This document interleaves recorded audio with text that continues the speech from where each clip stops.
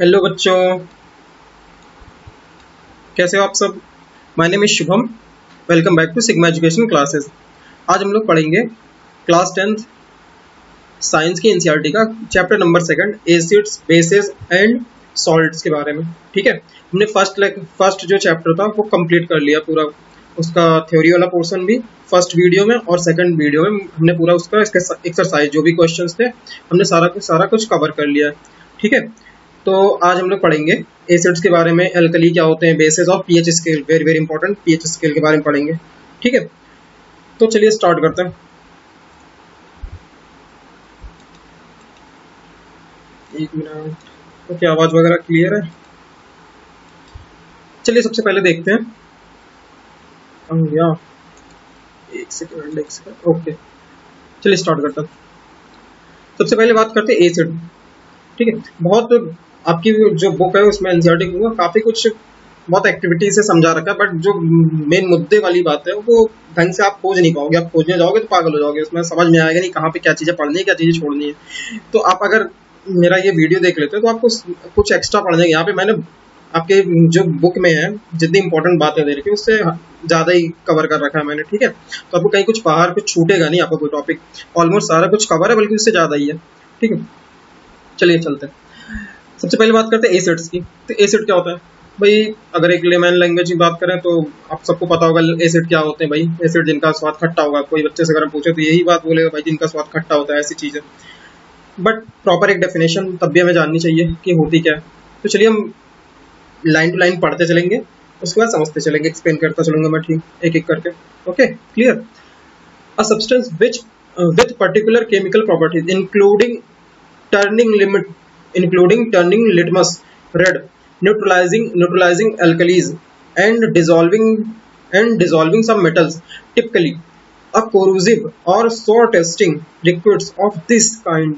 ठीक है, कह रहा है कि जो एसिड होते हैं वो ऐसे सब्सटेंस होते हैं, पर्टिकुलर उनकी जो केमिकल प्रॉपर्टीज होती हैं उनमें क्या खास बात होती है कि वो ब्लू लिटमस पेपर को रेड कर देते हैं, पहली चीज। तो सेकंड बात क्या होती है भाई, सेकंड बात हमारी होती है कि वो क्या करते हैं, एल्कली से रिएक्ट करके, यानी बेस से रिएक्ट करके उनको न्यूट्रलाइज करते हैं। एक्चुअली अभी आगे एक दो स्लाइड बाद आप पढ़ेंगे न्यूट्रलाइजेशन रिएक्शन होती है, जहाँ पे एसिड और बेस आपस में रिएक्ट करते हैं, उस रिएक्शन को बोलते हैं न्यूट्रलाइजेशन रिएक्शन। तो ये बेसिकली वही कह रहा है कि एसिड जब बेस से रिएक्ट करता है तो न्यूट्रलाइज कर देता है बेस को। और कह रहा है कि एंड डिसॉल्विंग सम मेटल्स। और क्या होता है कि आपने सुना होगा कि जैसे गोल्ड होता है वो क्या होता है, जो कंसंट्रेटेड H2SO4 होता है उसमें क्या होता है, डिसॉल्व हो जाता है जाते ही, क्योंकि बहुत ज्यादा पावरफुल होता है एसिड। ठीक है, तो कुछ जो एसिड होते हैं बहुत ज्यादा पावरफुल होते हैं और कुछ वीक होते हैं। इस चीज की भी हम आगे भी देखते हैं, पीएच स्केल में यहाँ बताया जाएगा कैसे क्या होता है कि इन किस बिहाफ पे जो है किसी एसिड को स्ट्रॉन्ग बोलेंगे, किसी बेस को स्ट्रॉन्ग बोलेंगे, या किसी एसिड बेस को वीक या स्ट्रॉन्ग कैटेगराइज करेंगे। ठीक है, उनकी स्ट्रेंथ का भी आगे देखते हैं पीएच स्केल से होता है। मैंने फिलहाल के लिए आपके लिए यहाँ पे एक डायग्राम दिखा रखा है, आगे भी आएगा पीएच स्केल के बारे में पूरा ब्रॉड अच्छे से डिस्कस करेंगे। तो यहाँ पे बात करते हैं कि मैंने ये बोला कि यहाँ पे कुछ जो एसिड की कुछ प्रॉपर्टी होती है जिसमें क्या होता है कुछ मेटल जो होता है आसानी से डिसॉल्व हो जाते हैं। ठीक है, और उनकी एक खास बात और होती है, वो क्या, कुछ कोरोजन, अगर किसी एसिड को आप किसी मेटल पे गिरा दो तो वो कोरोड हो जाता है बेसिकली। ठीक है, कोरोड मतलब खराब हो जाता है, उसमें कोरोजन, उसका ऑक्साइड बन जाता है। अच्छा, और एक चीज जो आप बचपन से जानते हैं भाई, सुना होगा कि उसका सॉर टेस्टिंग कुछ खट्टा खट्टा सा लगता है। कभी आपने बैटरी वगैरह अगर हाथ से लगे उसको टेस्ट कराओ तो आपको पता चलेगा कि कुछ उसका खट्टा सा टेस्ट आता है। ठीक है, अभी ज्यादा क्लियर, किसी को दिक्कत नहीं होगा। एसिड के बारे में बेसिक आइडिया समझ में आ गया, एक जो थोड़ी अच्छी से डेफिनेशन अगर कोई पूछ ले आपसे एग्जाम में लिखने वाली। अब बात करते हैं बेसिस की। बेस क्या होते हैं भाई, उनके बारे में पहले समझते हैं। A substance capable of reacting with an acid to form salt and water, or more broadly or accepting or neutralising hydrogen ions. ये बेसिकली कुछ इस तरह से बेस के बारे में बता रहा है। देखो, इसका जो टेस्ट की अगर बात करें तो अभी आगे मैंने वो उसका डिफरेंस टेबल बना रखा है। ठीक है, दोनों में डिफरेंशिएट करके कंपैरिजन टेबल बना रखा है, तो वहाँ पे आप अच्छे से इनका जनरली आपको पता है जो बेसिस का जो टेस्ट होता है वो बिटर टाइप का होता है। ठीक है, थोड़ा कड़वा सा या कैसे ऐसा होता है। बट यहाँ पे इस डेफिनेशन में जो लिख रखा है उसके हिसाब से समझ सकते हैं कि जो बेस होता है वो क्या करता है, एसिड से रिएक्ट करके सॉल्ट बनाता है और वाटर बनाता है। एक्चुअली इस यहाँ पे बेस को डिफाइन करा गया न्यूट्रलाइजेशन रिएक्शन से। होता क्या है न्यूट्रलाइजेशन में, वो मैंने बताया ना, बेस क्या होता है, एसिड से रिएक्ट करके क्या बनाता है भाई, सॉल्ट बनाता है, this is salt plus water. तो यहाँ पे वही चीज रखा है। अब भाई जो एक चीज आपने और भी सुना हो यहाँ पे, ये न्यूट्रलाइजिंग हाइड्रोजन आयन का क्या मतलब है सर, तो भाई न्यूट्रलाइजिंग हाइड्रोजन आयन का मतलब एक्चुअली अभी जब आप आगे पढ़ेंगे तो एसिड कई तरह के होते हैं। वहाँ पे एक लुईस एसिड होता है, ब्रॉन्स्टेड एसिड होता है। मतलब 3 साइंटिस्ट ने एसिड को क्लासीफाई कर रखा है। तो लुईस एसिड अलग होते हैं, ब्रॉन्स्टेड एसिड अलग होते हैं। आरेनियस ने H+ आयन और OH- के आयन के आधार पर बता रखा है। ठीक है, तो H+ आयन अगर एसिड में क्या होते हैं, H+ आयन होते हैं ज़्यादा, तो उनको हाइड्रोजन आयन उसमें ज़्यादा होते हैं।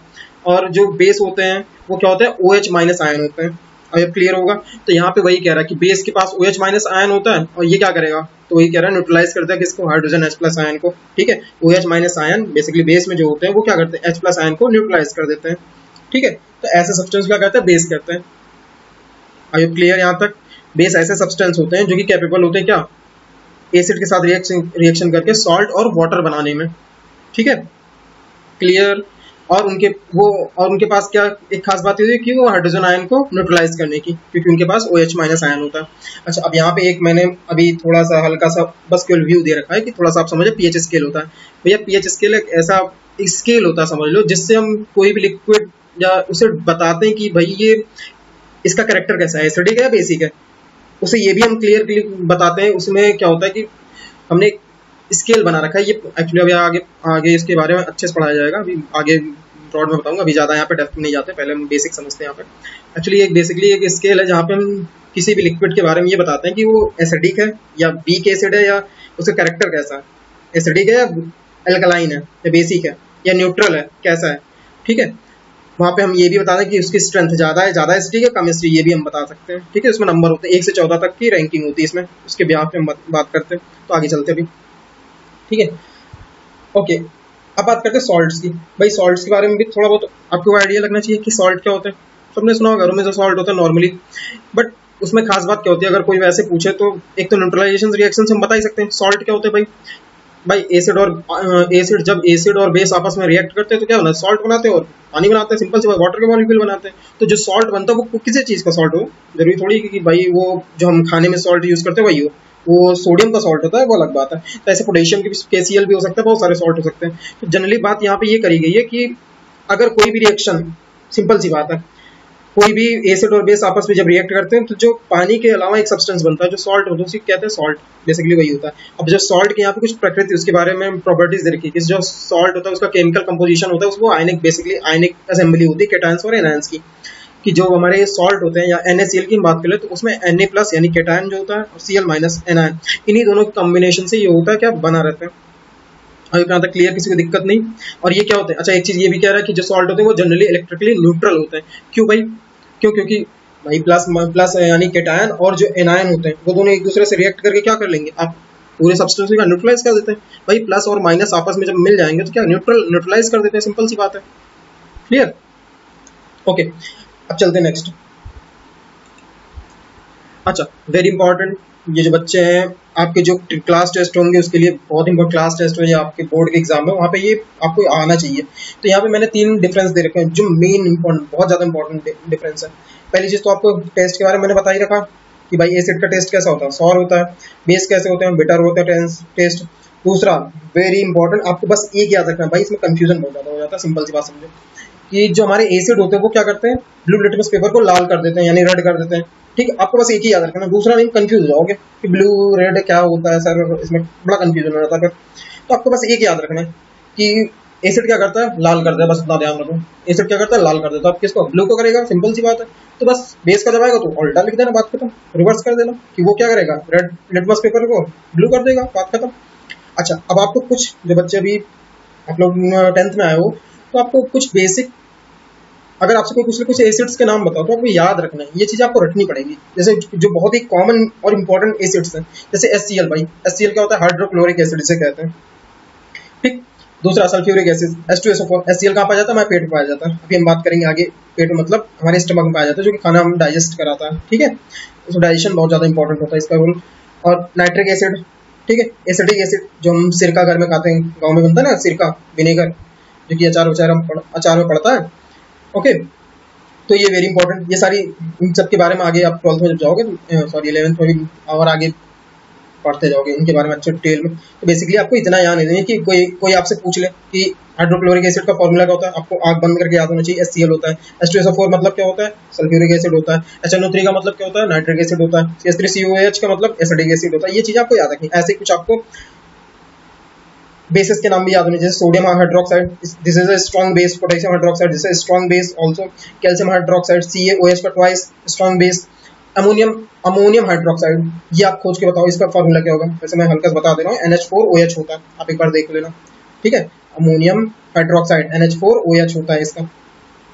क्लियर, ये याद होना चाहिए आप लोग को। चले आगे। अब बात करते हैं कुछ एसिड और बेस इंडिकेटर से। ये इंडिकेटर बेसिकली होते क्या है, इंडिकेटर को हिंदी में कहते हैं सूचक, या जो बताने इंडिकेट करते कुछ चीज बताए कि भाई ये क्या चीज़ है। तो भाई बात करते हैं एसिड बेस इंडिकेटर। अभी इसके बारे में आपको बहुत अच्छे से पढ़ना है कि इंडिकेटर होते क्या। जो हमने बात करी लिटमस पेपर, लिटमस पेपर भी क्या करता है भाई, वो भी तो यही बता रहा है कि कौन सा सोल्यूशन लिक्विड है, सॉरी एसिड है, या कौन सा सोल्यूशन बेसिक नेचर का है। तो हम लिटमस पेपर की या लिटमस सोल्यूशन की तो हेल्प से बता रहे हैं। तो लिटमस पेपर वहाँ पे क्या एक इंडिकेटर काम कर रहा है कि नहीं, तो वो क्या बताने काम कर रहा है कि उसकी प्रकृति। तो वही कह रहा है, substance which indicate the presence of an acid और base in a solution is known as acid base indicator. I clear यहाँ तक। नेक्स्ट बात करते हैं लिटमस सोल्यूशन की। बात करें, कुछ एग्जांपल्स दे रखा है। It is a natural indicator. It is a purple dye extracted from the lichen. ये क्या होता है, ये पर्पल डाई होता है जो कि लाइकेन से एक्सट्रैक्ट। लाइकेन एक तरह से बायोलॉजी वाले जो स्टूडेंट हैं उन्होंने थोड़ा बहुत पढ़ रखा है, जैसे अमीबा। आई होप, मुझे मैंने बायोलॉजी पढ़ रही है तो उतना मुझे पता नहीं, बट लाइकेन एक जैसे अमीबा पैरामीशियम होते हैं, ठीक है, एल्गी वगैरह होते हैं, वैसे ही लाइकेन आई होप होता है ये भी कुछ। तो वहाँ से ये नेचुरली एक नेचुरल इंडिकेटर होता है, ठीक है। और लाइकेन शायद ये एयर पोल्यूशन का भी इंडिकेटर होता है। तो इसका कुछ कलर चेंज होता है जैसे जैसे एटमॉस्फेयर में पोल्यूशन बढ़ते जाता है। अदर एग्जांपल ऐसे होते हैं, रेड कॉबेज होता है, और कलर ऑफ ये पेटूनिया और टर्मरिक कुछ इनके भी होते हैं, ठीक है। ये भी क्या करते हैं, एसिड बेस इंडिकेटर की तरह बिहेव करते हैं। और ऐसे दे रखा ओल्ड फैक्ट्री इंडिकेटर होते हैं। सो ऑर्डर कलर, इसमें क्या होता है, एसिड और बेसिक मीडियम में क्या होता है, इनकी ऑर्डर जो महक होती है, गंध होती है, वो भी चेंज हो जाती है। कुछ एग्जाम्पल जैसे रखे ऑयनिक एंड क्लो, ठीक। तो हमें यहाँ इन सब के बारे में हल्का सा बस ओवर भी ले रहे हैं, ये आपके लिए इतना इंपॉर्टेंट नहीं, बट आपको ज़्यादा इंपॉर्टेंट क्या है, ये इनके बारे में याद रखना है। यहाँ पे बेसिकली आपको ध्यान क्या रखना है, लिटमस पेपर के सोल्यूशन के बारे में या इनके बारे में, मेथिल ऑरेंज, फिनोप्थलीन, इन सब के बारे में। ये तीन चीज़ें, मतलब एक लिटमस पेपर वाला आपका कंसेप्ट याद होना चाहिए, कंफर्म होना चाहिए, और मेथिल ऑरेंज और ये फिनोप्थलीन वाला, इसमें कैसे चेंजेस होते हैं, ठीक है। जैसे मैंने यहाँ पे बता रखा है already. Name of the indicator, अगर ब्लू टिप सोल्यूशन है, अगर इसको हम क्या करेंगे, एसिड में ड्रॉप करेंगे तो क्या हो जाएगा, उसका कलर कैसा हो जाएगा, रेड हो जाएगा। अगर बेस में करेंगे तो चेंज नहीं होगा क्योंकि ऑलरेडी ब्लू है, ठीक है। और रेड को अगर हम रेड लिटमस सोल्यूशन को अगर हम क्या करेंगे, उसको कन्वर्ट कर रहे हैं, उसको एसिड में डालते हैं तो क्या होगा, उसका कलर चेंज होगा, नहीं होगा। लेकिन जैसे ब्लू में जाएगा, उसमें बेस में बेसिक सोल्यूशन में जाएगा तो उसका कलर ब्लू हो जाएगा, बात खत्म। ऐसे ही टर्मरिक की भी, ये टर्मरिक जो बेस में जाता है रेड हो जाता है। मेथिल ऑरेंज एसिड के साथ, एसिड में जैसे उसको डालेंगे क्या होगा, रेड हो जाएगा उसका कलर, और बेस में जैसे ही जाएगा उसका कलर कैसा है, येलो हो जाएगा। फिनोप्थलीन का भाई क्या हो जाएगा, फिनोप्थलीन क्या होता है, वैसा नॉर्मल से कलरलेस होता है। जैसे एसिड में जाएगा तो वहाँ भी कोई चेंज नहीं, कलरलेस ही रहेगा। लेकिन जैसे ये इसको हम डिप करेंगे किसमें, इसके कुछ बूंदे अगर हम डालते हैं किसमें, बेसिक सोल्यूशन में, तो क्या पिंक कलर शो करने लगता है। आई होप यहाँ तक क्लियर। तो आपको ये टेबल याद रखनी है, बस इन्हीं से आपके क्वेश्चन आएंगे जो भी आएंगे, ठीक है। अभी मैं जब नेक्स्ट आपका लेक्चर होगा तो उसमें जब एक्सरसाइज कवर करूँ तो आप वहाँ पे देखिए कैसे क्वेश्चन आपके आते हैं। मैं सारे एक्सरसाइज आपके जितने भी क्वेश्चन एनसीईआरटी में दे रखे हैं, एग्जाम्पल्स लेके इस एक्सरसाइज तक सब कुछ कवर कराऊंगा। अच्छा बच्चों, यहाँ पे एक बहुत इंपॉर्टेंट वो डायग्राम दे रखा है या टेबल दे रखा है, इसको आपको याद रखना। कुछ हमारे जो रोजमर्रा दैनिक जीवन में जो हमारे यूज करने वाली चीजें होती हैं उनमें कुछ एसिड पाए जाते हैं, बहुत इंपॉर्टेंट है, इनके बारे में जानना आपको याद रखना है। कोई भी आपसे पूछ सकता है कि भाई हम जो सेब संतरा खाते हैं या फिर ऑरेंज या लेमन, इसमें कौन सी एसिड पाए जाते हैं। जितने भी खट्टे फल होते हैं आपको ध्यान रखना है साइट्रिक एसिड, सिट्रिक एसिड, या कुछ सिट्रिक या साइट्रिक जो भी पढ़ सकते हो, सिट्रिक एसिड पाया जाता है। विनेगर पता ही है, जो सिरका हम खाते हैं उसमें अगर कोई पूछ ले, अभी मैंने बताया था इसके पहले, एसिटिक एसिड, इसका फॉर्मूला क्या होता है, CH3COOH, ठीक है। ये टैमरिंड, इसमें टार्टरिक एसिड होता है। टोमेटो में ऑक्सैलिक एसिड होता है, वेरी इंपॉर्टेंट, टमाटर में जो होता है ऑक्सैलिक एसिड होता है। सोर मिल्क यानी कर्ड जो होता है हमारा, जो यानी खट्टा दूध हो जाता है, उसमें लैक्टिक एसिड पाया जाता है, ये तो पता ही होगा, बचपन सुनते हैं लैक्टिक एसिड। और एंट या नेटल स्ट्रिंग जो होता है हमारा, उसमें क्या होता है भाई, उसमें होता है मेथनोइक एसिड। तो थोड़ा सा इसे हटा दे रहा हूँ, ये आप देख लो, ठीक है। यहाँ पे हो जाता है मेथनोइक एसिड, ठीक है। मेथनोइक एसिड को ही फॉर्मिक एसिड भी कहते हैं। एक्चुअली जब एंट या ये नेटल आयो, ये गाँव जो कहते हैं बर्रा या हाड़ा जिसे कहते हैं, ये जब काटता है हमारी बॉडी में तो क्या करता है, हमारी बॉडी मतलब उस एरिया पे जहाँ पे वो पिंच करता है यानी काटता है हमें, स्टिंग करता है, वहाँ पे क्या करता है फॉर्मिक एसिड अपने ढंग से छोड़ देता है, जिसके कारण हमें उतनी दूर हमें खुजली होने लगती है, बहुत ज़्यादा एसिडिक, उतना एसिड की मात्रा बहुत बढ़ जाती है और हमें क्या इरिटेशन होने लगता है। ठीक है, हमें इरिटेशन होता है, इसलिए गांव में क्या, उसके अभी आगे पढ़ेंगे, जैसे गांव में क्या करते हैं वहाँ पे बेसिक कोई चीज़, जैसे हम कैल्शियम लगा लेते हैं वहाँ पे, चूना गाँव में जो बोलते हैं चूना लगा लो, तो उससे क्या होता है वो न्यूट्रलाइज कर देता है उस एसिड को, जिससे हमें आराम पेन कम हो जाता है हमारा। आई होप यहाँ तक क्लियर। चले आगे, चले भैया चलते हैं। ओके, अब बात करते हैं भाई, ओके नाइस, अब बात करते हैं डाइल्यूट एसिड की। अ dilute acid contain a small amount of acid, ठीक है, and a large amount of water. एक होता है कंसंट्रेटेड एसिड। ठीक है बच्चों, देखो यहाँ पे सिंपल सी बात रखना, आपके जब भी लेबोरेटरी में जाओगे वहाँ पे H2SO4 या कोई भी HCl की आपको एसिड देगा, उस पर लिखा होगा, उसके ऊपर पहले एक लिखा होगा डिल, DIL, डिल H2SO4 या डिल HCl या कॉन्क CONC डॉट कर लिखा होगा, H2SO4 या कॉन्क HCl कोई भी एसिड हो सकता है। तो डिल का मतलब ये होता है कि जिसमें पानी की मात्रा कम हो, एसिड की मात्रा, सॉरी पानी की मात्रा ज़्यादा हो, एसिड की मात्रा कम हो, मतलब कंसंट्रेशन उसमें क्या हो, H+ आयन का कम हो, बहुत कम हो। हाँ समझ में, मतलब ऐसा एसिड जिसमें क्या हो, पानी की मात्रा ज़्यादा, पानी की क्वांटिटी ज़्यादा हो, ठीक है, और एसिड की क्वांटिटी कम हो, उसे कहता है डाइल्यूट, मतलब हल्का एसिड। और एक होता है गाढ़ा, जिसे कंसंट्रेटेड एसिड एसिड कहते हैं। ठीक है, कंसंट्रेटेड मतलब बहुत ही खतरनाक एसिड, जो थोड़ा सा भी डाल दो, जैसे जो वैसे नॉर्मली तेजाब वगैरह यूज होते हैं, वो क्या हल्के कच्चे वैसे तेजाब होते हैं। अदरवाइज जो कंसंट्रेटेड H2SO4 अगर आपके हाथ पे गिर जाए तो बिल्कुल काट देगा, बहुत खतरनाक होता है। ठीक है, तो कंसंट्रेटेड का सोल्यूशन एसिड का मतलब ही होता है जिसमें बहुत कम पानी होता है, बहुत ज़्यादा उसमें क्या वो नॉर्मली मिलता भी नहीं है, वैसे स्टूडेंट के लिए अलाउ भी नहीं होता। ठीक है, क्योंकि बहुत खतरनाक होता है, पूरी पूरी बॉडी, पूरी चमड़ी खराब कर देगा अगर गिर जाए तो, आपने सुना होगा। चलिए आगे, ये आपके बारे में, ये आपको ध्यान रखना है, ये एक्चुअली एसिड का कोई टाइप नहीं है, ये एसिड का कंसंट्रेशन के आधार पर उनको दो उसमें डिवाइड कर रखा गया है कि एक हल्का एसिड होता है, एक स्ट्रॉन्ग एसिड होता है, जो मेन एसिड होता है उसे कंसंट्रेटेड कहते हैं। कंसंट्रेटेड बहुत कम यूज में लाया जाता है बच्चों के, प्रैक्टिकल आपके लैब में भी जल्दी आपको टीचर देगा नहीं, आपकी जो प्रैक्टिकल जो टेबल होती है जहाँ पे आप प्रैक्टिकल करते होंगे वहाँ पे आपको कंसंट्रेटेड बहुत रेयर चांस में ही देगा, अगर टीचर देगा या लेबोरेटरी में जो भी आपके होंगे टीचर वो आपको प्रोवाइड करेंगे अगर किसी रिएक्शन की चाहिए, अदरवाइज देंगे नहीं कभी भी। ठीक है, आपके यहाँ जो भी लेबोरेटरी में रखी होती है चाहे 12 तक की, सब में हर जगह जनरली डाइल्यूट ही रखा होता है, उन्हीं से आपको उन्हीं वाली रिएक्शन आपको करवाई जाएगी। क्लियर।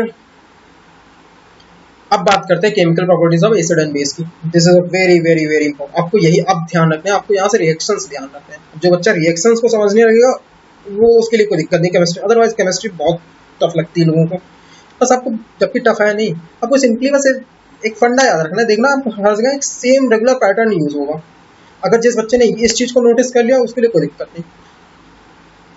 अब देखो जैसे बात करते पहले रिएक्शन विद मेटल, भाई एसिड बेस की प्रॉपर्टी में देख रहे हैं तो एसिड बेस के देखेंगे कि रिएक्शन मेटल के साथ रिएक्ट करके वो क्या क्या क्या चीजें बनाते हैं भाई। तो यहाँ पे देख रहे हैं एसिड जब मेटल से रिएक्ट करता है तो वो सॉल्ट प्लस हाइड्रोजन बनाता है, पहली बात तो यहाँ से एक चीज क्लियर हो गई। तो यही चीज आपको ध्यान रखना है। अब यहाँ पे एसिड हम कोई भी एसिड ले सकते हैं, हमारे पास बहुत सारे एसिड है, जैसे मैंने बताया कुछ बच्चों आपको कुछ एसिड्स के नाम याद रखने हैं, जैसे आपको H2SO4 HCl HNO3 इन सबके एसिड के नाम याद होने चाहिए ताकि आपको रिएक्शन याद करने में ईजी हो। जैसे अभी हमें HCl लिखा तो ये नहीं सर HCl क्या है, HNO3 है, ये क्या है भाई, तो ये आपको याद होना, तुरंत दिमाग में आना चाहिए HNO3, ओ इसका मतलब ये नाइट्रिक एसिड है, H2SO4 मतलब ये सल्फ्यूरिक एसिड है। तो जब HCl की रिएक्शन जिंक से कराई जाती है तो क्या ZnCl बनता है, जिंक क्लोराइड जिसे कहते हैं, और हाइड्रोजन गैस निकलती है। मतलब आपको तो ये याद होना चाहिए कि जैसे ही कहीं पे भी किसी एसिड की रिएक्शन किसी मेटल से कराई जाए तो हाइड्रोजन गैस निकलेगा ही निकलेगा। बाकी जो चीज बचा उससे आप क्या करो, सॉल्ट बनाओ, बात खत्म। यहाँ पे HNO3 की जिंक से रिएक्शन कराई तो ZnNO3 का twice plus H2SO4 sulphuric acid की जिंक से कराई तो zinc sulphate plus H2 CH3COH यानी एसिटिक एसिड की जब जिंक से कराई तो जिंक एसिटेट प्लस वो हाइड्रोजन गैस। आई होप क्लियर, यहाँ तक किसी को दिक्कत नहीं। चलिए आगे, अब बात करते हैं पॉप टेस्ट। अच्छा सर ये पॉप टेस्ट क्या है, बड़ा अच्छा नाम सुनने में लग रहा है। अच्छा ये पॉप एक साउंड होती है। अच्छा कोई बच्चा भाई हमसे ये पूछ सर ये बताओ कैसे पता चलेगा भाई कि हाइड्रोजन गैस निकल रही है, इस चीज को कैसे पता करें। कोई कहते नहीं सर नाइट्रोजन है, हमसे लड़ जाए कोई, तो हम क्या करेंगे, तो हम भैया ऐसे समझाएंगे, भैया देखो अगर भाई आप रिएक्शन या मेटल को एसिड में कैसे डालोगे? एक कोई टेस्ट ट्यूब लोगे, टेस्ट ट्यूब के अंदर क्या करोगे आप? मेटल डालोगे, उसको फिर गर्म करोगे हल्का सा, तभी तो होगा। तब उसमें से कुछ गैस निकलती है, आपको कुछ बुदबुदाहट के साथ या कुछ भी हल्की सी दिखेगी, तो कैसे?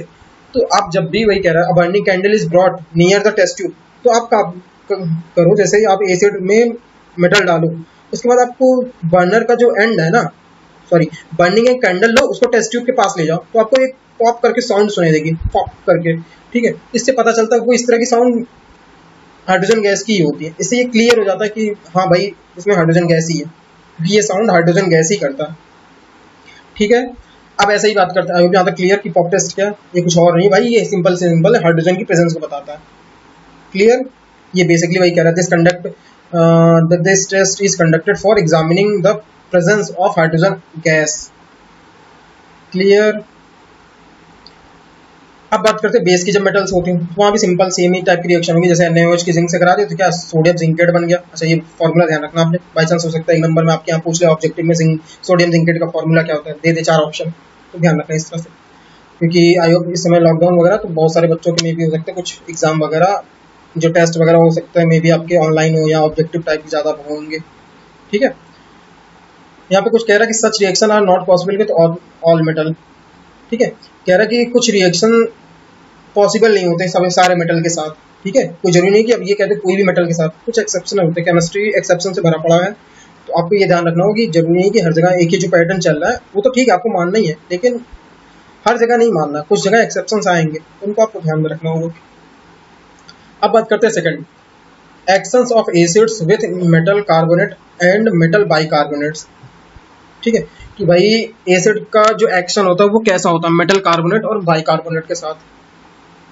तो सिंपल सा आपको ये वाली लाइन याद रखनी है, ये चीज़ आपको ध्यान रखनी है, बस ये वाला लाइन कि मेटल कार्बोनेट रिएक्ट करता है जब किससे, एसिड से, तो क्या बनाता है, सॉल्ट बनाता है, प्लस कार्बन डाइऑक्साइड बनाता है और वाटर बनाता है। बस ध्यान रखना है कि जब भी कोई कार्बोनेट और मेटल का कार्बोनेट और मेटल का बाइकार्बोनेट किसी एसिड के साथ रिएक्ट करता है तो क्या पानी बनाता है और कार्बन डाइऑक्साइड बनाता है। क्यों? इसका रीज़न ये है कि भाई कार्बोनेट में क्या CO3 होता है जनरली, इसी वजह से, ठीक है। और एसिड होगा तो यहाँ से आपको वाटर का हाइड्रोजन एटम मिल ही जाएगा, तो इसी जनरली ये 2 चीज़ें बनेंगी और एक आपका सॉल्ट बनेगा, ये चीज़ ध्यान रखनी है। यहाँ पे कुछ एग्जांपल है, जैसे सोडियम कार्बोनेट, जैसे कहता है वॉशिंग सोडा, ये बेकिंग सोडा, ठीक है। ये आपको ध्यान रखना है, इनके अभी आगे आएंगे, इनको याद रखने हैं, आपसे पूछा जा सकता है कि इन सब के फॉर्मूले। ये सॉल्ट इंपॉर्टेंट है जो कि हम डेली मर्रा यूज़ में यूज़ करते हैं, ये सब डेली के वो दोनों, ये वॉशिंग सोडा और ये तो पता ही होगा वॉशिंग सोडा जो भी होता है, और ये बेकिंग सोडा, इनका यूज़ होता है।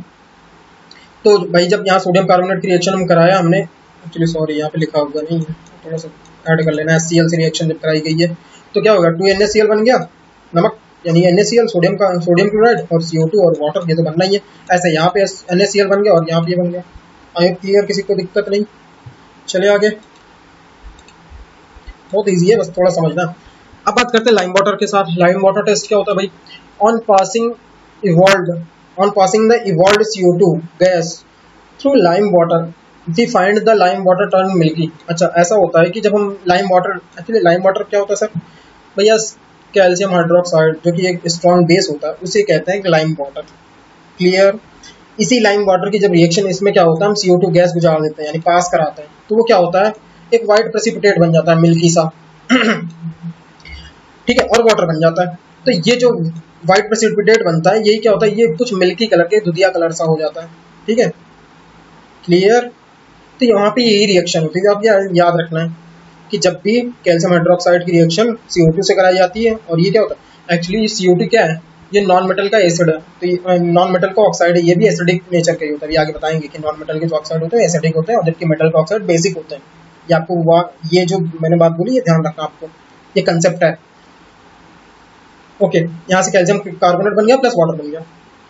बात करते हैं CO2 इज द फॉलोइंग, यहाँ पे जो रिएक्शन फॉर्म होती है वो उसी की बात कर रहे हैं। CO2 of the following reaction takes place, तो ये हाँ, कैल्शियम कार्बोनेट की जब रिएक्शन वाटर और कार्बन डाइऑक्साइड से कराते हैं, सपोज कैल्शियम कार्बोनेट ये जो दूधिया हमारा वो बन गया जो लाइम वाटर बना, ठीक है, वाइट प्रेसिपिटेट, इसकी जब रिएक्शन हम वाटर और कार्बन डाइऑक्साइड इसमें वापस से करें तो ये बन जाता है कि soluble in water, calcium bicarbonate एक प्रोडक्ट बने जो कि पानी के हार्डनेस के लिए रिस्पॉन्सिबल होती है, जिम्मेदार होता है कह लो। इसी वजह से पानी में हार्डनेस आ जाती है। सोडियम, कैल्शियम या मैग्नीशियम के जो बाइकार्बोनेट होते हैं इन्हीं वजह से हार्डनेस आती है। अभी आगे जब पढ़ेंगे आप, ठीक है, आगे की क्लासों में, तो वहाँ पे हार्डनेस के बारे में या तो आपने सुना होगा कि पानी में दो तरह के होते हैं वाटर, एक होता है सॉफ्ट वाटर, एक होता है हमारा हार्ड वाटर। ठीक है, तो सॉफ्ट वाटर क्या होता है, जो हम पी लेते हैं या जो झाग नहीं देते, जो अच्छे साबुन के साथ झाग देते हैं उन्हें कहते हैं सॉफ्ट वाटर, जो कि हम पीने में यूज करते हैं। ठीक है, और जो हमारे हार्ड वाटर होते हैं वो क्या होता है, उनसे झाग नहीं निकलता साबुन से। यही दोनों अंतर होता है। ओके, अब बात करते हैं हम, अब बात करते हैं नेक्स्ट रिएक्शन की। Reaction of acid bases with each other to give salt and water are called neutralisation. Very very important, मैंने कहा था ना आगे न्यूट्रलाइजेशन रिएक्शन आएगा। तो यहाँ पे न्यूट्रलाइजेशन जो रिएक्शन है ये क्या है भाई, यही न्यूट्रलाइजेशन रिएक्शन है हमारी, जो कि एसिड और बेस, ओके, एसिड और बेस जब आपस में रिएक्ट करते हैं तो क्या बनाते हैं, सॉल्ट बनाते हैं भाई, और क्या बनाते हैं, वाटर बनाते हैं। इस रिएक्शन कहते हैं न्यूट्रलाइजेशन। ये आपको याद होना चाहिए, आग बंद करके भी कोई पूछे तो बता देना है कि भाई हाँ neutralisation, what is neutralisation reaction, when acid and base are react with each other to give a salt and water, it is known as neutralization reaction। ठीक, और क्लियर यहाँ तक, किसी को दिक्कत नहीं कोई? यहाँ पे वही चीज लिख रखा है, इस रिएक्शन को आपको बिल्कुल याद कर लेना है भाई।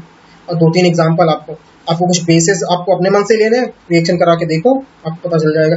NaOH, जैसे यहाँ पे एक रिएक्शन OH HCl से जब रिएक्शन करो तो NaCl बना लेगा, और क्या बना लेगा, H2O बना लेगा, बात खत्म। पानी बनना ही है, सॉल्ट एक आप बना लो। अब बात करते हैं reaction of metal oxide with acid.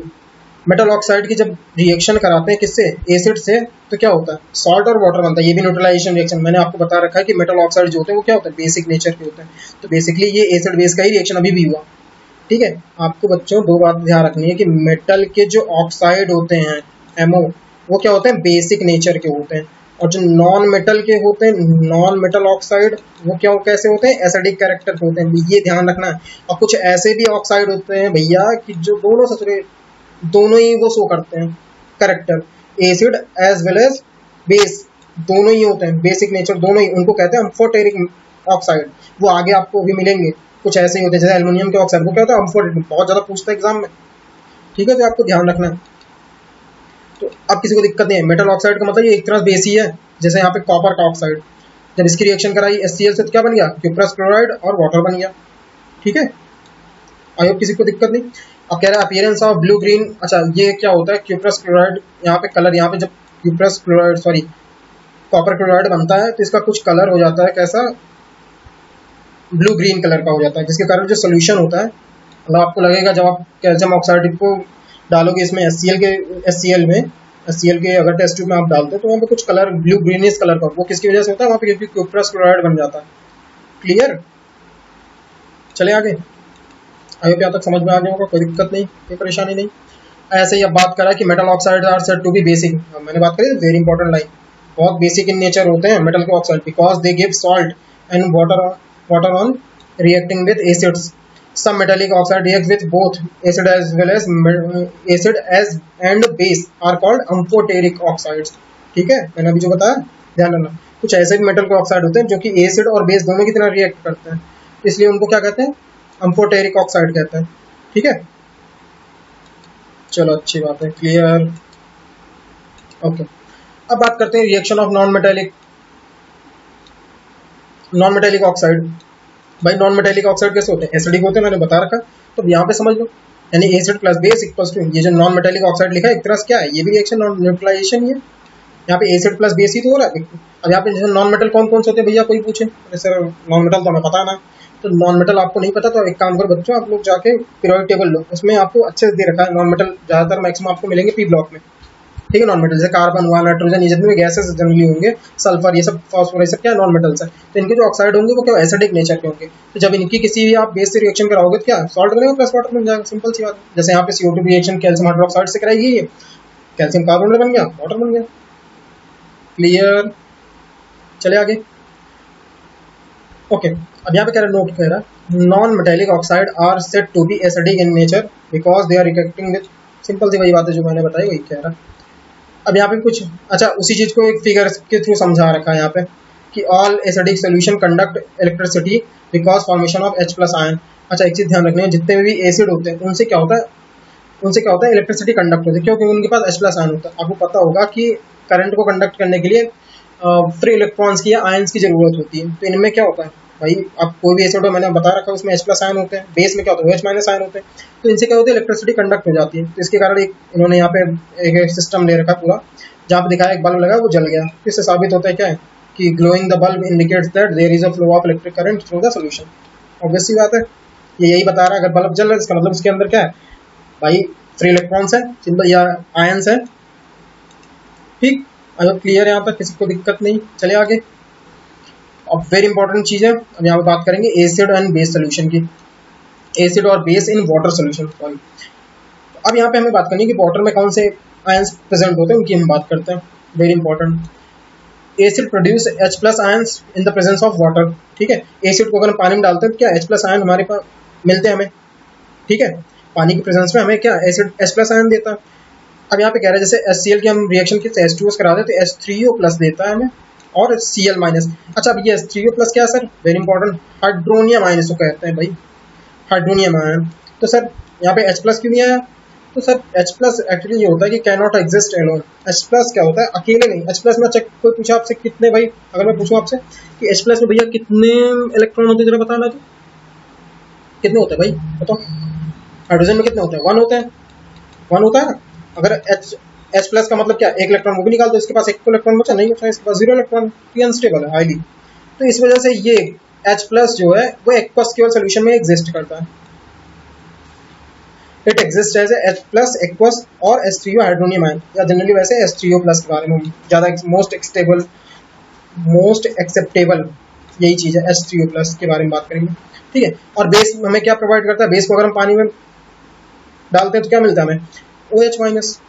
ठीक है, ऐसे यहाँ पे देख लो जैसे NaOH के जो पानी हमने पुट करा तो क्या हुआ, Na प्लस मिल गया, OH माइनस मिल गया यहाँ से। क्लियर, यहाँ से भी OH प्लस मिल गया, KOH, यहाँ से Mg प्लस। ठीक है मिनट, ओके, Mg2 प्लस यहाँ से देखो मिल गया, और यहाँ से OH माइनस। ठीक है, क्लियर, किसी को दिक्कत कि भाई यहाँ से बस इस स्लाइड में बस एक ही चीज ध्यान रखनी है कि जब एसिड को हम क्या करते हैं पानी में पुट करते हैं, या पानी की प्रेजेंस में हम acid produce H plus in the presence of water. Simple सी बात है कि एसिड जो है पानी की प्रेजेंस में H प्लस आयन जो है प्रोवाइड कराता है, और बेस जो है क्या OH minus plus ion, OH minus ion provide कराता है। ओके क्लियर, चलते हैं आगे। अब बात कर, ओहो एक सेकंड, ओके, बात करते हैं एल्कली। व्हाट इज एल्कली भाई, एक्चुअली एल्कली नहीं, यहाँ पे थोड़ा सा उल्टा हो गया, इसको ब्रैकेट में होना चाहिए, इसको वैसे होना चाहिए था, क्योंकि बेस जो होता है ये मेन चीज है। बेस के अंदर जो है बेस का ही सबसेट होता है एक तरह से अल्कली। ठीक है, यहाँ पे एक लाइन लिखी होगी आगे, थोड़ा सा मिस्टेक हो गया मुझे लग रहा है पीपी में, इसको हेडिंग बनाने में, कि सारे एल्कली यानी all alkalis are bases but all bases are not alkali.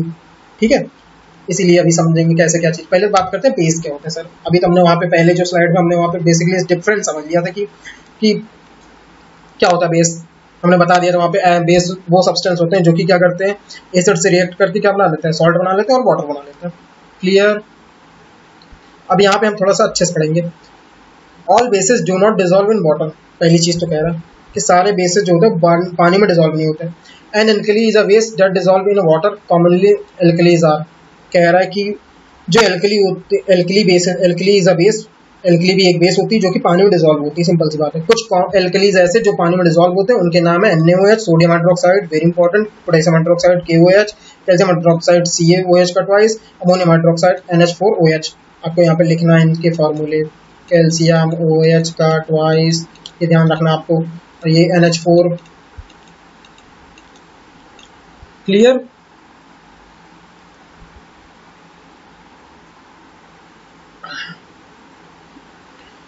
अब बात करते हैं और यहाँ तक क्लियर, ये आपको याद रखनी है हर हाल में। अब बात करते हैं precaution must be taken while mixing acid और बेस विथ वाटर। अच्छा एक चीज और ध्यान बात, भैया कोई बच्चा पगला जाए कहते सर हमें तो H प्लस आयन निकालने हैं, तो हम सीधा वो ले जाके एसिड जाके पानी मिला दें, तो ऐसा कभी मत करना, this is a very dangerous. पहली बात तो यहाँ पे कुछ प्रिकॉशंस दे रहे हैं, उस चीज को सावधानी है, प्रिकॉशंस क्या सावधानी आपको समझनी है। कह रहा है कि the acid must always be added to water with constant stirring, मतलब आपको जब भी कभी भी पानी में एसिड मिलाना हो तो आपको क्या करना है, सबसे पहले आपको क्या करना है, बहुत ही थोड़ा थोड़ा कांस्टेंट अमाउंट में मिलाते जाना है और आपको स्टीयर करते जाना है, मतलब आपको हिलाते जाना है उसको बार बार, ताकि क्यों भाई सर ऐसा क्यों करना है, क्योंकि आपने लास्ट लेक्चर में, सॉरी लास्ट लेक्चर, हाँ लास्ट चैप्टर में आपने पढ़ रखा होगा एक्सोथर्मिक रिएक्शन के बारे में, आपको केमिकल इक्वेशंस पढ़ ही लिए ना हमने फर्स्ट चैप्टर। तो एक्सोथर्मिक कुछ याद आ रहा है, क्या बताया था, एक्सोथर्मिक रिएक्शन ऐसा होता है जिनसे highly amount of energy release होती है, तो आप अगर अचानक से मिला दोगे बहुत ज़्यादा अमाउंट ऑफ हीट निकले और आपका हाथ वाथ जल जाएगा, इसलिए क्या करते हैं, आराम आराम से मिलाते हैं फिर और धीरे धीरे स्टीयर करते जाए, उनको हिलाते जाओ, ठीक है। यही काम करते हैं, चाहे एसिड मिलाओ चाहे आप बेस मिलाओ, सिंपल सी बात है। और सर ऐसा करने से क्या हो जाएगा, ऐसे ही करने से डाइल्यूट बनाते हैं भाई, तभी तो डाइल्यूट में क्या होता है, डाइल्यूट जो हमारे कोई भी एसिड या बेस होते हैं वो क्या होते हैं, उनमें क्या होता है, जो H प्लस आयन के होते हैं वो पानी उसमें क्या होता है, ज़्यादा होता है, तो ऐसे ही उनको बनाया जाता है, उनको डाइल्यूट करा जाता है पानी मिला मिला के थोड़ा थोड़ा करके। The result in the decrease of, इससे क्या होता है, जो H प्लस आयन मतलब जो एसिड डाइल्यूट हो जाता है उसमें क्या होता है, H प्लस आयन का कंसंट्रेशन कम हो जाता है, और जो यानी वीक जो एसिड हो बेस होता है उसमें OH माइनस की कंसंट्रेशन कम हो जाती है। आई होप क्लियर, यहाँ पे वही बातें लिख रखी है, आप पढ़ लो। चले आगे, समझ में आ रहा है भाई, देखो बहुत आराम से इसलिए समझा रहा, कोई जल्दी नहीं है, एक एक चीज़ अच्छे से क्लियर करते चलो। कोई नहीं, ये चैप्टर मुझे लग रहा है एक लेक्चर और जाएगा थ्योरी का, उसके बाद आपका होगा, क्योंकि एक चैप्टर एक लेक्चर में कवर नहीं हो पाएगा भाई, उड़ाना थोड़ी, आराम आराम से एक समझाना है। अब बात करते हैं स्ट्रेंथ ऑफ एन एसिड और बेस। अच्छा आ गया भाई, जिसका था हमें इंतजार, जिसका हमें था इंतजार आ गई भाई, पीएच स्केल, ये सबसे इंपॉर्टेंट टॉपिक आपके इस चैप्टर का, इसी के बारे में आपको अच्छे समझना है भाई, वेरी इंपॉर्टेंट, अभी के लिए नहीं भाई, आगे के लिए भी, हमेशा के लिए इंपॉर्टेंट है ये। बात करते हैं स्ट्रेंथ ऑफ एन एसिड, कैसे भाई पता करें कौन सा एसिड का स्ट्रेंथ या बेस का स्ट्रेंथ कैसा है भाई, स्ट्रॉन्ग है वीक है, हम किस बिहाफ पे बोलेंगे सर। तो सर बात ऐसी है भाई कि स्ट्रेंथ ऑफ एसिड ये हम डिफाइन करेंगे उनके नंबर ऑफ, ये चेक करेंगे नंबर ऑफ उसमें हाइड्रोजन प्लस आयन कितने हैं और OH माइनस आयन यानी H प्लस आयन कितने हैं उसमें और OH माइनस आयन कितने हैं, ठीक है। ये इस बात पे अगर H प्लस आयन की कंसंट्रेशन बहुत ज़्यादा किसी एसिड में तो उसको स्ट्रॉन्ग एसिड बोलेंगे, अगर कम है तो स्ट्रॉन्ग सॉरी वीक एसिड बोलेंगे। अगर OH माइनस की प्रेजेंस OH माइनस आयन का कंसंट्रेशन बहुत ज़्यादा है तो क्या स्ट्रॉन्ग बेस कहेंगे, और अगर OH माइनस का जो हमारा क्या बोलते हैं कंसंट्रेशन कम है बहुत तो उसको वीक बेस बोलेंगे। क्लियर, यहाँ पे कह रहा है with the help of universal indicator we can find the strength of an acid और base as it shows different color at different concentration of hydrogen ion in a solution। Simple सी बात यहाँ पे कह रहा है, एक यूनिवर्सल इंडिकेटर है उसी का नाम आगे पीएच स्केल है, वहाँ पे वो कह रहा है कि we can find the strength of an acid और base it shows the different colour, ठीक है, at different concentration of hydrogen ion in a solution. ये कह रहा है कि वो क्या करता है, डिफरेंट कलर शो करते हैं और डिफरेंट कंसेंट्रेशन पर डिफरेंट कलर शो करते हैं हाइड्रोजन आयन के सोल्यूशन में, ठीक है। तो यहाँ पे एक स्केल बना, a scale for measuring hydrogen ion in a solution is called pH scale has been developed. PH का मतलब बेसिकली होता क्या, पोटेंज, जिसका मतलब होता है पावर ऑफ हाइड्रोजन, सिंपल सी बात है कि हाइड्रोजन की पावर कितनी है, ठीक है। तो दिस स्केल मेजर्स फ्रॉम 0 यानी very acidic to 14 very alkaline, ठीक है। 7 इंडिकेट्स, अब यहाँ पे 7 क्या है, 7 ये एक पीएच स्केल, अब यहाँ पे समझते चलो, यही बस अब समझने वाली मेन बात आ गई। तो ये क्लियर होगा कि एक स्केल बना hydrogen, a scale for measuring hydrogen ion concentration in a solution is called pH scale. ये ध्यान में आ गया कि हाइड्रोजन आयन के कंसंट्रेशन को मेजर करने के लिए एक स्केल बना, जिसे कहा गया पीएच स्केल। अब यहाँ पे बात करते हैं, ये 0 से लेके एक सेकेंड डिस्चार्ज हो रहा क्या, ओके नो। अब बात करें, यहाँ पे कह रहा है कि जो हमारा ये पीएच स्केल हमने बात करी है, 0 से लेके ये कितना 14 तक है, तो 0 से 14 तक में ये चीज़ समझ, ये क्या है बेंचमार्क हमारा, यानी कि न्यूट्रल पॉइंट है। न्यूट्रल किसी चीज़ को माना गया, पानी को। पानी कैसा है अगर कोई पूछे आपसे, ना तो भाई ये एसिडिक होता है ना बेसिक होता है, न्यूट्रल होता है। अब ठीक है, अब जैसे जैसे इससे लेफ्ट साइड जाएंगे यानी कि 6, 5, 4, देखो यहाँ पे कुछ कलर भी चेंज हो रहा है। अगर किसी सोल्यूशन का कलर, ठीक है, ये इस तरह से कोई ये थोड़ा सा हल्का ग्रीन है, हल्का ग्रीन है यानी कि लाइट ग्रीन है, तो इसका कलर ये देखो ये कैसा हो रहा है। अब एसिडिक कैरेक्टर यहाँ पे घटता जा रहा है। अगर रेड किसी चीज का है यानी कि 0 pH आता है और उसका कलर कैसा रेड बताएगा अगर, ठीक है, pH स्केल, तो इसका मतलब वो क्या हाईली एसिडिक है यानी कि बहुत ज्यादा एसिडिक है। और अगर पर्पल या यहाँ पे पर्पल कलर बता रहा है तो इसका मतलब वो हाईली बेसिक है। क्लियर। और अगर थोड़ा ब्लूइश कलर के हैं तो मतलब वो कम एल्कलाइन है। तो इस तरह से इस चीज को बताया गया, यहाँ पे इंडिकेटर होते हैं, इस तरह से वो बताता है। क्लियर। आई होप समझ में आ रहा होगा कि लेफ्ट साइड जैसे जैसे 0 की तरफ जाएंगे एसिडिक कैरेक्टर बढ़ रहा है, और इधर राइट साइड जैसे जैसे जाएंगे तो क्या हो रहा है हमारा भाई, एल्कलाइन कैरेक्टर हमारा बेसिक नेचर बढ़ता जा रहा है। यानी कि एसिड OH माइनस के जो आयन है, OH नेगेटिव आयन की कंसंट्रेशन बढ़ती जा रही है, OH यानी H प्लस आयन की घटती जा रही है लेफ्ट राइट साइड जानते में। भाई यही चीजें आगे हैं, राइट साइड जाने पे क्या हो रहा है, OH माइनस की कंसंट्रेशन बढ़ती जा रही है, इसी वजह से वो बेसिक कैरेक्टर बढ़ता जा रहा है, और H प्लस आयन का कंसंट्रेशन क्या हो रहा है, कम होता जा रहा है। इसका मतलब एसिडिक कैरेक्टर घट जा रही है इस तरफ राइट साइड। और लेफ्ट साइड में क्या हो रहा है, रिवर्स हो रहा है कि H प्लस कंसंट्रेशन बढ़ता जा रहा है, OH माइनस घटता जा रहा है। आज क्लियर है, यहाँ तक किसी को दिक्कत नहीं, चीजें समझ में आई। अब बात करते हैं वही चीज, नेचुरल पीएच क्या होता है वहाँ पे, नेचुरल है, न्यूट्रल है। न्यूट्रल पीएच वाटर का हमने मान रखा है, बता रखा है। पीएच पेपर क्या है, वही चीज की पेपर होता है जो कि यूज करा जाता है मेजरिंग द पीएच वेरिएशन। ठीक है, यहाँ पे वही बातें करेंगे। यहाँ पे ये एक्चुअली एक टेबल दे रखा है, इसको ध्यान समझने वाली बात है। ये सीरियल नंबर दे रखा है, पीएच कलर ऑफ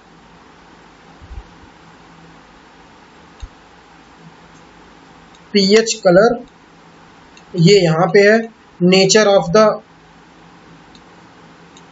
सोल्यूशन, ये ऐसा है। और यहाँ पे हाइड्रोजन कंसंट्रेशन ये इसका टेबल है, और ये OH माइनस की कंसंट्रेशन के लिए ये है। तो यहाँ पे समझने, अगर पीएच 0 होगा तो इसका मतलब पीएच कलर उसका कैसा होगा भाई, पीएच पेपर का कलर डार्क रेड हो जाएगा।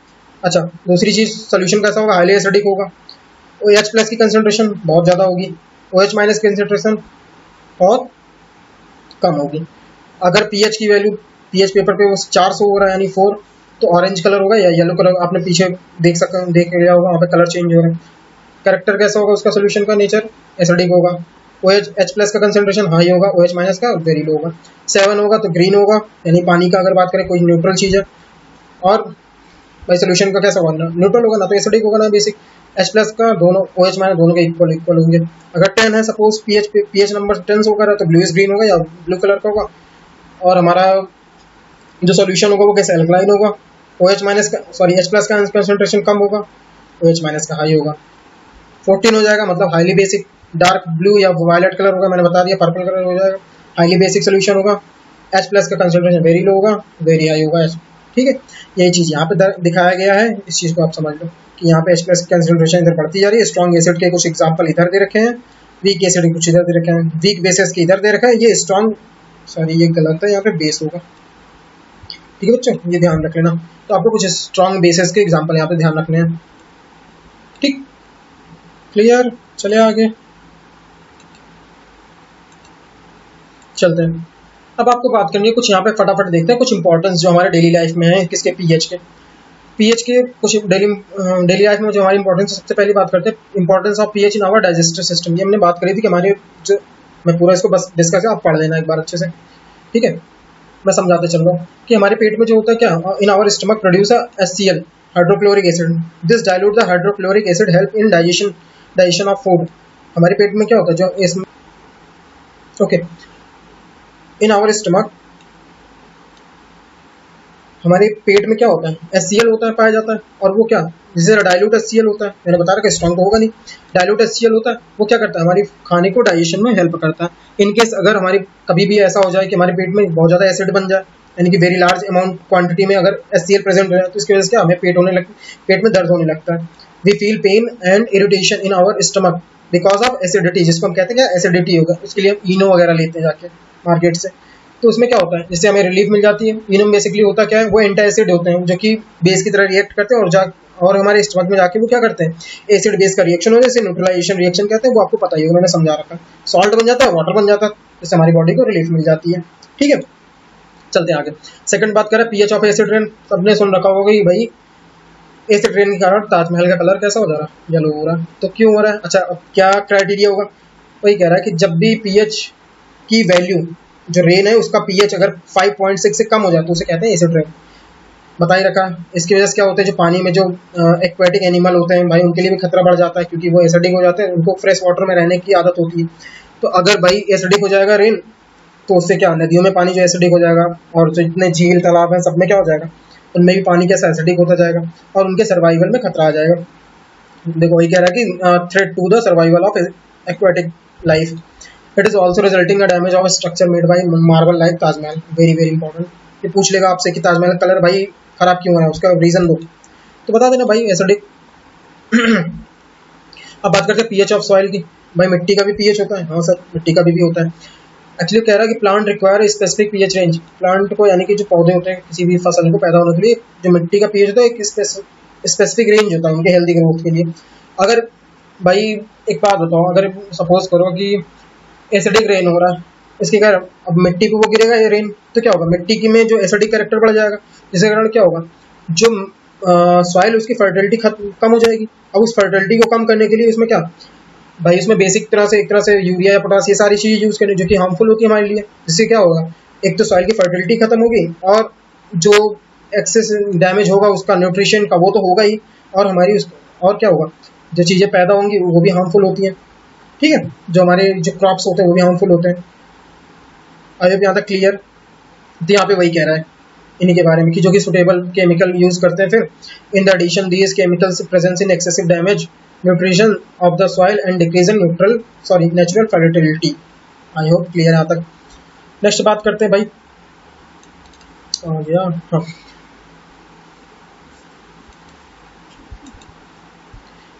our body functions between the pH range of 7.0 to 7.8. Living organism can survive only in a narrow range of pH change. कह रहा है कि जो हमारी बॉडी का भी एक पीएच जो रेंज होता है भाई, कितना होता है 7.0 से 7.8। ठीक है, इससे ज़्यादा अगर हमारे बॉडी में बहुत थोड़ा बहुत चेंज होता है, वेरिएशन होता है, तो हम झेल लेते हैं। उससे ज़्यादा हो जाए तो बहुत दिक्कत हो जाती है हमारी बॉडी में, फिर हम सर्वाइव नहीं कर सकते। ऐसे नेक्स्ट पॉइंट टूथ डिके का, यानी कि हमारे दांतों का जो खराब होने लगता है बिकॉज ऑफ पीएच। अच्छा ये कैसे होता है, हमारी बॉडी, हमें पता है bacteria present in our mouth होते हैं, जो कि क्या करते हैं, जो खाना होता है हमारे फूड होते हैं या शुगर या फूड पार्टिकल्स होते हैं, उनको क्या करते हैं, वो बेसिकली उनको क्या करते हैं, उनका डिग्रेडेशन करते हैं, उनको एसिड्स में कन्वर्ट कर देते हैं। आपको पता होगा इम्यूनो एसिड्स में या फिर इन चीज़ों में कन्वर्ट कर देते हैं। तो इसके कारण हमारी कई बार माउथ के अंदर एसिड की क्वांटिटी बहुत ज़्यादा हो जाती है, और क्या होता है, जिसके कारण हमारी जो टीथ होते हैं उनका डिके बढ़ने लगता है, मतलब वो खराब होने लगते हैं। अच्छा उस डिके को खत्म करने के लिए हम क्या करते हैं, टूथपेस्ट का यूज़ करते हैं, आपको पता होगा। तो टूथपेस्ट में होता क्या है, वो बेसिक होता है, उसमें कुछ बेसिस होते हैं, जो कि क्या करते हैं, जब हम ब्रश करते हैं वो क्या करते हैं, एसिड बेस आपस में रिएक्ट करके न्यूट्रलाइज कर लेते हैं और पानी बना देते हैं, और क्या कुछ सॉल्ट बना देते हैं। ठीक है, जिससे हमारी क्या होता है, जिससे हमारी, एक सेकेंड,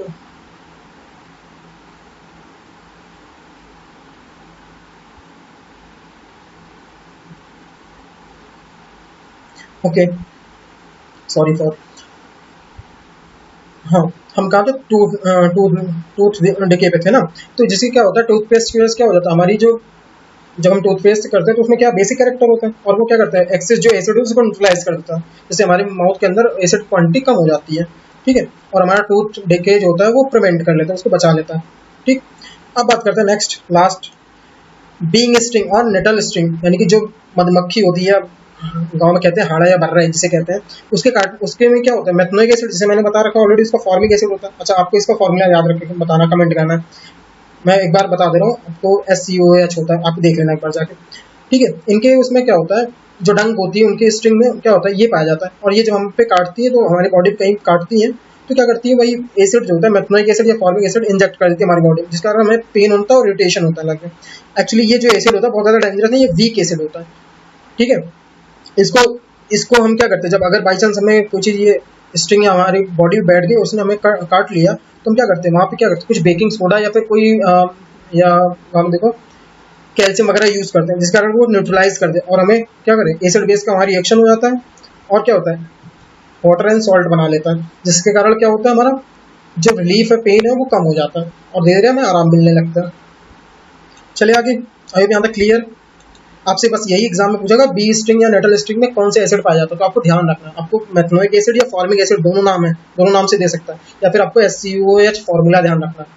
ठीक है, चले तो भाई आज के लिए इतना ही, क्योंकि वीडियो बहुत लंबा हो गया। पूरा चैप्टर मैंने सोचा था एक वीडियो में कवर हो जाए, बट पॉसिबल नहीं हुआ। ठीक है, तो अगर आपको वीडियो अच्छा लगा हो तो please like, share and subscribe my channel. और जो बच्चे नए हैं वो कृपया हमारे चैनल को सब्सक्राइब कर लें। और जो जिसको भी कोई भी मटेरियल, स्टडी मटेरियल या PDF या कुछ भी नोट्स आपको चाहिए, तो हमारा डिस्क्रिप्शन में व्हाट्सअप का और टेलीग्राम का लिंक दे रखा है। तो आप वहाँ से, हम पहले तो हमारे व्हाट्सअप ग्रुप और उसमें डिस्कशन ग्रुप है, वहाँ पे आप ज्वाइन हो जाइए। वहाँ काफ़ी सारे बच्चे हो गए। तो आपको जो भी डाउट हो, आपको कुछ भी मेरे से डायरेक्टली पूछना, कोई चीज़ का डाउट लेना, तो आप हमसे बिल्कुल डायरेक्टली आप मुझे मैसेज कर सकते हो। वहाँ पे मैं उस पर एक्टिव रहता हूँ और तुरंत रिप्लाई करता हूँ। कोशिश करता हूँ जितनी जल्दी रिप्लाई हो जाए कर दूँ। ठीक है, तो आप लोग अच्छे से पढ़िए। ठीक है, मिलते हैं फिर नेक्स्ट लेक्चर में। आपका नेक्स्ट लेक्चर में मैं कवर करूँगा आगे के जो टॉपिक है, उसके बाद उसके नेक्स्ट लेक्चर में मैं पूरा एक्सरसाइज कंप्लीट करूँगा। ठीक है, तब तक के लिए बाय, जय हिंद, टेक केयर।